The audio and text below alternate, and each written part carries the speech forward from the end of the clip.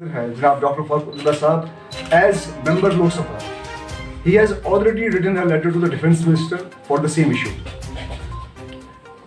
میں بادامی بورڈ کے ایریا والوں سے یہ بھی کہنا چاہتا ہوں کہ آپ یہ سوچیں کہ جہاں پہ آج ہماری فائنینشیل انسٹیٹیوشنز جو ہیں، بینکس جو ہیں، وہ اپنے کنزیومرز کو، لوگوں کو راحت دے رہے ہیں کہ آپ لون ریپیمنٹ کی حالت میں نہیں ہیں.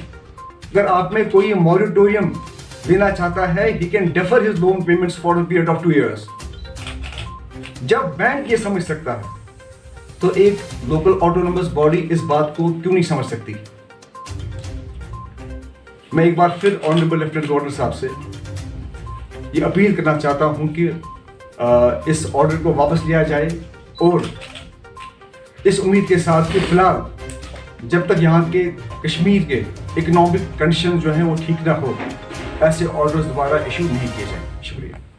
Thank you. اسٹیٹ کرتا ہے کہ آپ کی پراپرٹی جو ہے وہ اٹیچ کی جا سکتی ہے.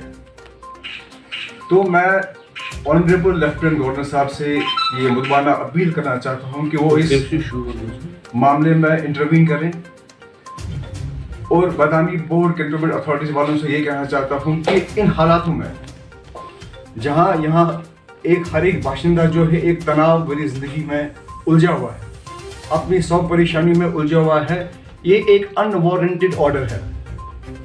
آپ بل بھیجے تھے پہلے regarding non payment of taxes, وہاں تک تو ٹھیک ہے. ایسا ان حالاتوں میں جہاں پہ آپ کو پتہ ہے کہ آج 2016 سے لے کے بالخصوص 2019 کے بعد کشمیر میں کوئی اکنامک ایکٹیویٹیز ہے نہیں.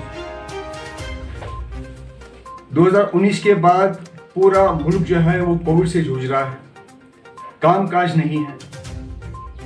ان حالاتوں میں یہ وارنٹ آرڈر نکالنے کا مطلب کیا ہے؟ کیا یہ دھمکی ہے؟ کیا وہاں کے باشندوں کو ڈرانا چاہتے ہیں؟ اور میں آپ کی وسادت سے آنریبل لیفٹیننٹ گورنر صاحب سے اپیل کرنا چاہتا ہوں, جبکہ جموں کشمیر میں کسی جگہ پہ پراپرٹی ٹیکس وصول نہیں کیا جاتا ہے, تو کیا وجہ ہے کہ آپ نے JNK میں صرف 4 علاقے چوز کیے ہیں, بٹوارہ, شپورہ, اندرا نگر اور پارٹی سمار؟ ان کا قصور کیا ہے؟ یا تو ایک یونیفارمٹی ہو, JNK کا ہر ایک باشندہ پراپرٹی ٹیکس دے تو ہم بھی دیں, بات بنتی ہے. تو کیا بادامی باغ بورڈ والے یہ نہیں جانتے ہیں کہ 2014 کے سیلاب کے بعد سب سے زیادہ نقصان اگر کسی ایریا میں, علاقے میں ہوا تھا تو وہ یہی تھا, بٹوارہ, شپورہ, اندرا نگر اور سمار میں. میں بخوبی اس بات سے واقف ہوں کہ 2014 کے بعد کیسے ان لوگوں نے قرضہ لے کے اپنی جائیدادیں بیچ کے وہاں پہ اپنی جو چھت جو ہے دوبارہ کھڑی کی ہے. ان حالاتوں میں آپ وہاں کے باشندوں کو ایک ایکسٹرا برڈن ڈالنا چاہتے ہیں, کیوں؟